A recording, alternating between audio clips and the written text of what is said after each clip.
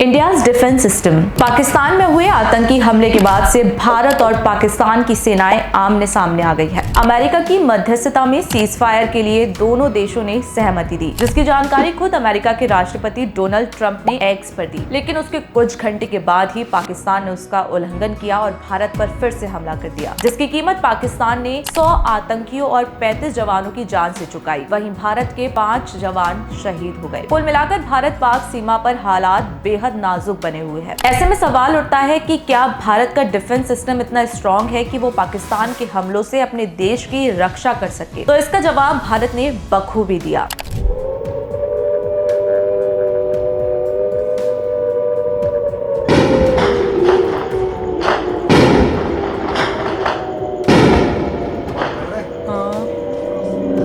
Red light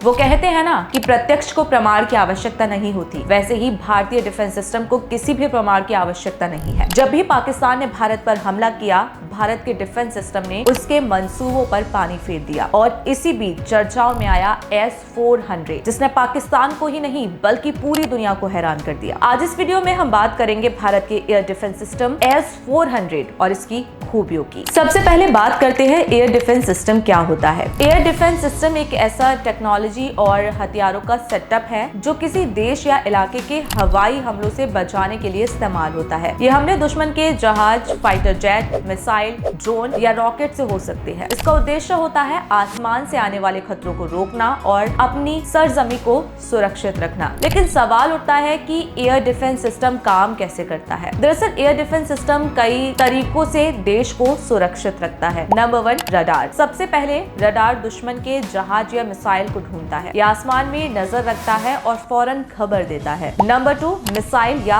हथियार। जब radar खतरे को डिटेक्ट करता है तब एयर डिफेंस सिस्टम अपनी मिसाइल या तोपों से उसका पीछा करता है और उसे तबाह कर देता है। Number 3, control centre. सारा सिस्टम एक कंट्रोल रूम से चलता है जहां आर्मी ऑफिसर्स फैसला लेते हैं कि क्या करना है। मान लीजिए कोई दुश्मन का ड्रोन हमारे क्षेत्र में आता है तो एयर डिफेंस सिस्टम का रडार उसे देख लेता है और फिर तेजी से एक मिसाइल छोड़ता है जो उस ड्रोन को हवा में ही उड़ा देता है। अब बात करते हैं कि भारत के डिफेंस सिस्टम में क्या क्या मौजूद है। भारत के पास जमीन से हवा में मार करने वाली मिसाइल सिस्टम है, जैसे कि Akash missile, Spyder, Barak 8, MR SAM और LR सैम जैसी मिसाइलें। दूसरी ओर भारत का integrated air command and control system भी एक ऑटोमेटेड हथियार है। ये रडार, सेंसर और कंट्रोल सेंटर को पल पल की खबर रखता है। इसके बाद आता है S-400, जिस पर इस समय पूरी दुनिया की नजरें टिकी हुई है। S-400 ट्रायम्फ सिस्टम सबसे उन्नत एयर डिफेंस सिस्टम है। इसे रूस से 2018 में करीब 40,000 करोड़ रुपए में खरीदा गया था। यह जहाज क्रूज मिसाइल और बैलिस्टिक मिसाइलों को 600 किलोमीटर दूर से ही डिटेक्ट कर सकता है और 400 किलोमीटर दूर तक उन्हें मार गिरा सकता है। S-400 को भारत में सुदर्शन चक्र भी कहा जा रहा है। S-400 air defence system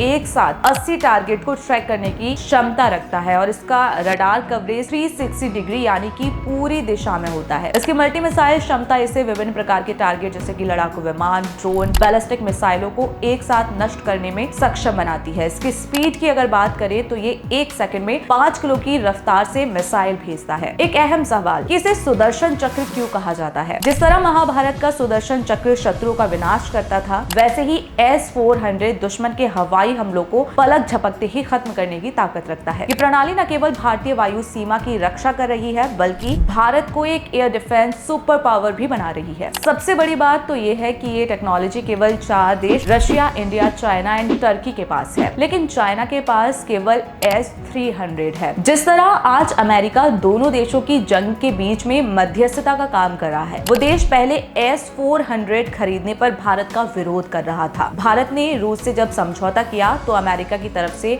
Bharat पर काफी दबाव बनाया गया। अमेरिका ने कहा कि भारत अगर रूस से ये मिसाइल डिफेंस सिस्टम लेता है तो भारत के खिलाफ भी सख्त रुख अपनाएगा। सिस्टम खरीदने के बाद भारत पर प्रतिबंध भी लगाया जाएगा। 2021 में अमेरिका के तत्कालीन उपराष्ट्रपति वीडी शेमर ने बिना ना नाम लिए भारत को चेतावनी दी थी और कहा था कि अगर कोई देश S-400 मिसाइल सिस्टम के इस्तेमाल की सोचता है तो ये उनके लिए काफी खतरनाक होगा। लेकिन उनकी इस चेतावनी के बाद ही दिसंबर 2021 में S-400 की पहली यूनिट भारत पहुंची थी। पहली यूनिट आने के बाद भारत को अमेरिकी प्रतिबंधों का डर सता रहा था और अमेरिकी दबाव भी बढ़ रहा था। लेकिन जुलाई 2022 में भारत से अमेरिकी प्रतिबंध का डर खत्म हो गया। दरअसल अमेरिका के ही कुछ लोगों ने भारत को CAATSA में छूट देने की वकालत करी। इंडो पैसिफिक सी में चीन की बढ़ती आक्रामकता को देखते हुए उनका कहना था कि भारत को ऐसे डिफेंस की जरूरत है। इसके बाद जुलाई में US हाउस ऑफ रिप्रेजेंटेटिव ने कानून में संशोधन कर भारत को